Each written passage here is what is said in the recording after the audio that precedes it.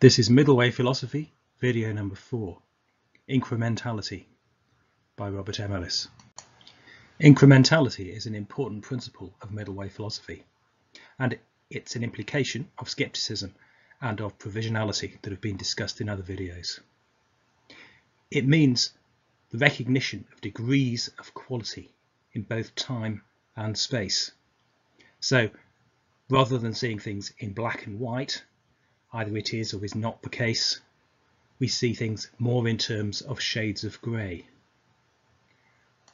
For example, if you have what would normally be described as a black dog, but you look more closely, you can see that the dog is not perfectly black. The dog is some sort of shade of grey, in fact. We can place that shade somewhere along the scale, but we can also note that there are different parts of the dog which might be slightly different shades. Incrementality is equivalent in meaning to continuity. It's also equivalent to gradualism. However, it's probably best to avoid the term relativity or to talk about what's incremental as relative, because that can easily be confused with the idea of things being of equal value, of there being nothing to choose between them.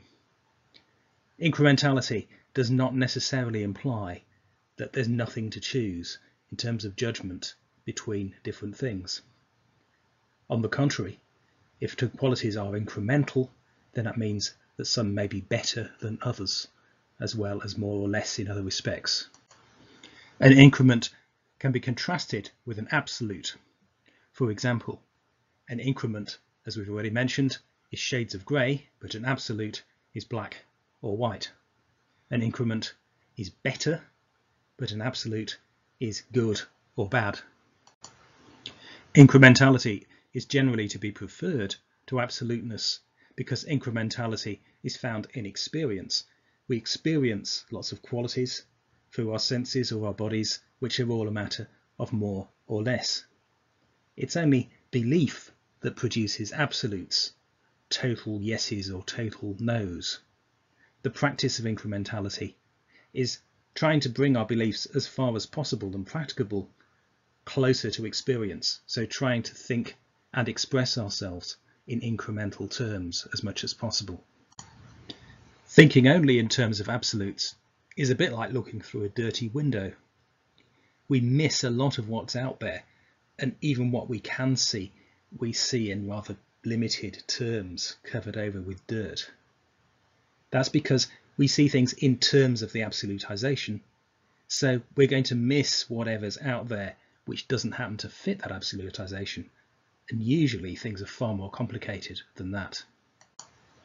Of course, we do often use absolutes unavoidably for practical reasons.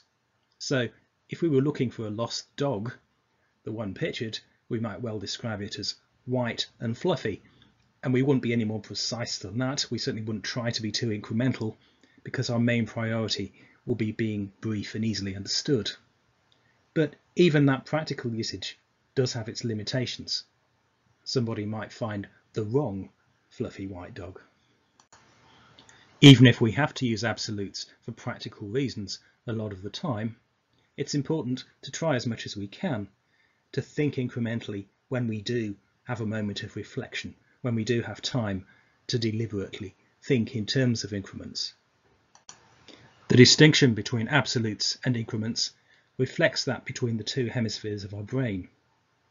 The left hemisphere, which is concerned with goals and tends to develop strong beliefs, tends to be absolute. It has a clear idea of what it wants and what it thinks to be the case. The right hemisphere, on the other hand, is open to new information. It's the right hemisphere that is linked to the senses, which are incremental. That disjunction between the hemispheres is reflected in the paradox of the arrow, given by Zeno, the ancient philosopher. In Zeno's story, an arrow loosed from the bow towards a target will never, in purely rational terms, reach the target, because it has to go halfway to the target, then it has to go half the remaining distance, and half the remaining distance, and half the remaining distance, and so on ad infinitum. So if you only think in terms of absolutes in the way favoured by the left hemisphere, there's no way of understanding how anything passes through time or through space. We just have a sequence of absolute states. It's only in the terms of the right hemisphere, the terms of incrementality, that we can understand the continuity of the arrow as it passes through both time and space to reach its goal. To think in increments, then, is often just to leap over hurdles placed in our path by mere belief, particularly by absolute belief. It's to develop more adequate beliefs, beliefs that fit our experience, beliefs that are compatible with experience. Thinking incrementally also has the great benefit of helping us to overcome apparently intractable conflicts. Take for an example the discussion about abortion, which is well known for its entrenched, opposed positions of those completely against abortion on the grounds that abortion is murder on the one hand, and on the other, intractably opposed those who believe that a fetus is merely part of a mother's body and therefore abortion is permissible. The focus of the conflict is often completely opposed views about the fetus. Is a fetus a person or is it not a person? Of course, a fetus is a developing thing. It starts off as a single cell, it ends up as a baby. So think incrementally. You have a gradually developing person here. In order to accept that, of course, you've got to let go of the absolute idea of a person or not a person. Let's look at some other examples of conflicts of belief that can be resolved by incrementality. Let's take responsibility, the responsibility of a criminal for a crime, for example. Is the criminal totally responsible for their crime, in which case they must be punished accordingly? Or, on the other hand, is a criminal a victim of circumstances? For example, if they were brought up in rough circumstances, in very poor surroundings, with drug addict parents and so on. Well, think incrementally. The criminal obviously begins with certain kinds of conditions. Those conditions do have an effect on their lives, but they also act in certain ways in response to those conditions. Responsibility too can be a matter of degree. God is another concept that is often absolutized as a perfect being that either does exist or doesn't exist.